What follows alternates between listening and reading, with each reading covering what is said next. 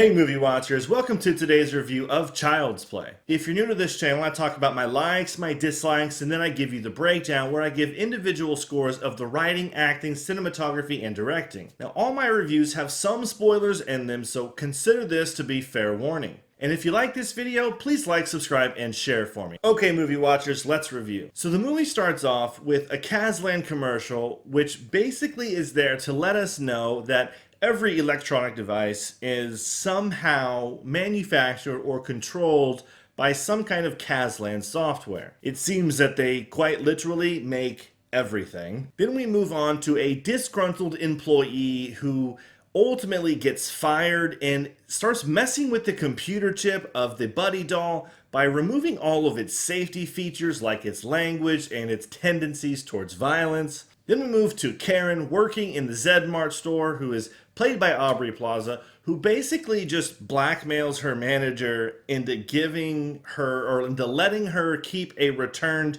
and possibly damaged Buddy doll. She takes it home and lets her son Andy, who's played by Gabriel Bateman, open it up as a gift a week or so before his birthday. Andy really starts to like his Chucky doll, and Chucky seems to be learning at an alarming rate. Andy makes some new friends after they kind of realize that Chucky doesn't really have much of a language filter, at least this particular Chucky doesn't. And Chucky starts to learn that he has other friends that aren't Chucky, and that doesn't really sit well with him. Chucky also seems to learn some violent tendencies and bad things happen to Andy, and he learns about violence from a movie, and he kind of wants to remove people from Andy's life so that he can have Andy all to himself. Chucky kills Henry, who's honestly kind of a dick anyway, but Chucky also kills several people. He even tries to kill his friends, Fallon and Pug, and he even creates kind of a rift between Andy and his mother. Andy's friends track Chucky to the store where Chucky has a violent plan to hijack basically all of the Kazlan electronics in Zedmart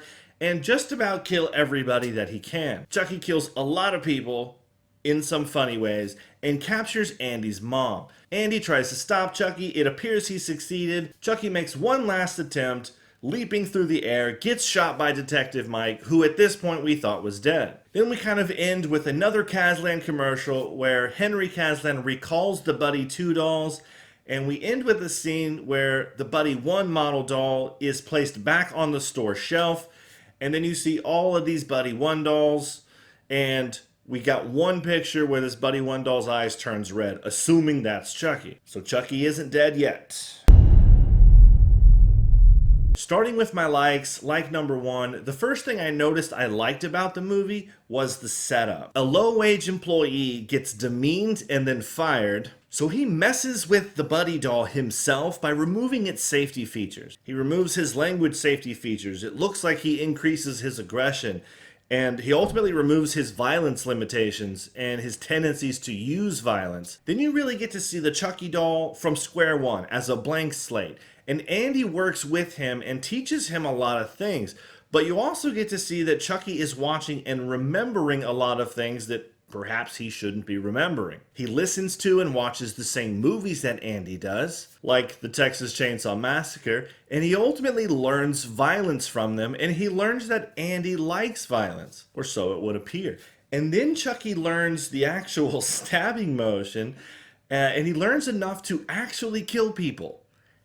And then he actually starts killing people. Like number two, I also really enjoyed how the filmmakers kept the original style and feel to the movie. Other than some of the CGI that they used with Chucky, the movie felt like it was an original 80s or early 90s horror movie. You know how Chucky is like always running around and he's just out of sight from the camera. He's running around boxes, under chairs, or that scene where he appears to be hiding in the corner from Andy while Andy's sleeping, but he isn't really hiding. He's just kind of creepily standing there, watching. And honestly, that scene where he grabs the knife and is like slowly walking towards Pug. At first it's like a joke, everyone's laughing, haha, good one, Jackie. But then somehow it gets like really creepy and like really serious. And even though the movie isn't really that scary, it just leaves the movie watcher with a sense of creepiness that just kind of hangs with you throughout the whole movie. Dislike number one, I did not like how they removed the concept of voodoo magic, basically taking one's soul and putting it into the doll. I understand the cultural difference between now and then. AI seems to make more sense, but I still prefer the voodoo magic soul story better than the AI story. There is something about the whole soul trapping and soul transferring and Chucky trying to kill Andy and use his body to transfer his soul into that whole plot point that makes things much darker and a lot more like a horror movie for me rather than just artificial intelligence. And the whole point to the original Chucky was that he wanted to kill Andy and use his body for himself. So he killed everyone around Andy and he wanted to keep Andy alive until he was able to kill Andy and use Andy's body to transfer his soul into. I don't really want to fault them for bringing this story into modern times, but I just think the voodoo concept is darker. I think it's more horror-like, and I think it would have been a more of a horror story if it had that element in it. Dislike number two, I actually don't like the concept of how they just turned Chucky into a rogue, dark, violent version of artificial intelligence. I mean, Chucky quite literally has consciousness in the movie. And I think major plot holes come along with this story. I mean, he can watch people and listen to them, and he's processing their emotions, and he's making moral judgments based on what's happening around him. Then he can decide to act against that person in such a way that it actually results in him going on a killing spree. I was under the original understanding that this version, the Buddy doll, was just a toy with basically an Amazon Alexa built into it. It's just a doll with an Amazon Alexa feature. That's basically how they portrayed it in the trailers and the setup, and somehow after removing his safety features, which I honestly don't know why he needed safety features in the first place, he then develops consciousness and thought processes, and he can even feel emotions like anger and envy, whereas all of the other Buddy dolls that didn't have their safety features removed ultimately never reached this level of consciousness or this level of intelligence. I also think it's a little dumb that he only had a tendency towards violence. He didn't seem to have any tendencies towards good. If Chucky was a true artificial intelligence and truly started from scratch, from a blank slate, he would have learned many different things, many different emotions, many different moral concepts. But in the movie, it seems that he only downloads dark and violent information. He only sees that people like violence and movies and things like that. He apparently only cares about learning how to kill people. Or cats. He learns how to kill cats too. I forgot about that. Dislike number three. There are several things that are not explained very well in the movie.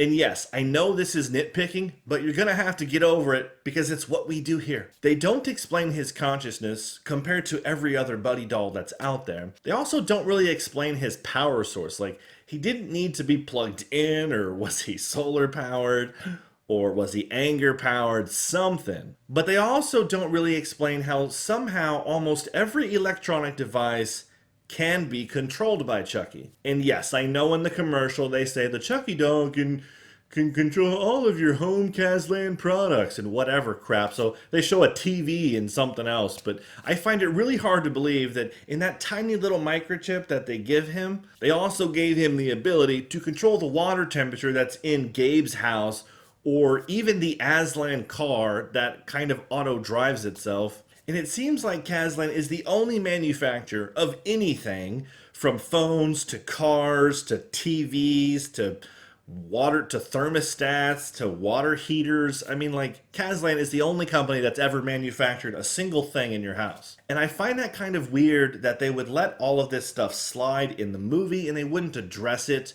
or at least address it appropriately enough for real movie watchers to actually understand and believe that it's believable. And this is why I think the whole soul transferring, trapping thing works better, because that essentially is the transference of consciousness, and it makes sense that the Chucky doll is dark in the original.